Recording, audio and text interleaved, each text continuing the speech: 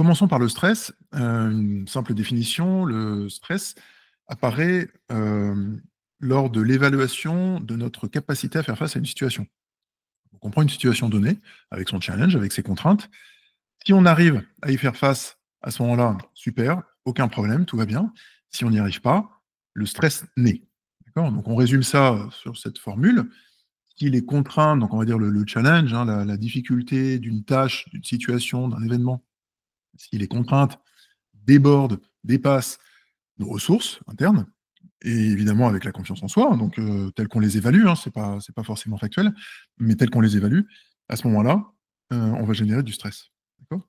Alors, le stress est un indicateur utile, et il est d'autant plus utile que déjà pour prendre conscience peut-être de ressources limitées, mais il a été utile aussi historiquement, c'est-à-dire que depuis des milliers d'années où l'homme était chasseur-cueilleur, si vous connaissez pas cette histoire, je la raconte brièvement, dans toutes ces dizaines, centaines de milliers d'années qui nous ont précédés, l'homme, en fait, avait besoin justement de ce stress pour être dopé dans les moments un petit peu dangereux. Et c'est certainement ça qui a participé à sa survie.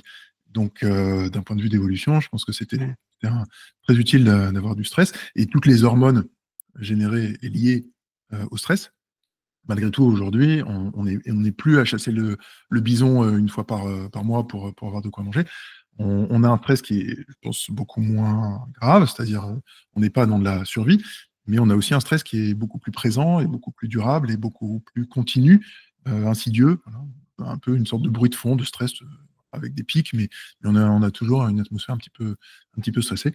Et ce qui fait il faut évidemment faire attention à son intensité, à sa fréquence. Donc, est-ce qu'on est stressé, est-ce qu'on se sent stressé? Là aussi, je partagerai en description des questionnaires que vous pouvez réaliser pour évaluer votre niveau de stress. Et le stress n'est pas anodin puisque il a un impact démontré sur le système immunitaire et du coup, par extension, il va être assez causal sur pas mal de maladies. Voilà, sans les nommer pour pas inquiéter personne, mais pas mal de maladies ne sont pas directement et uniquement liées au stress, mais évidemment, le stress a une incidence forte.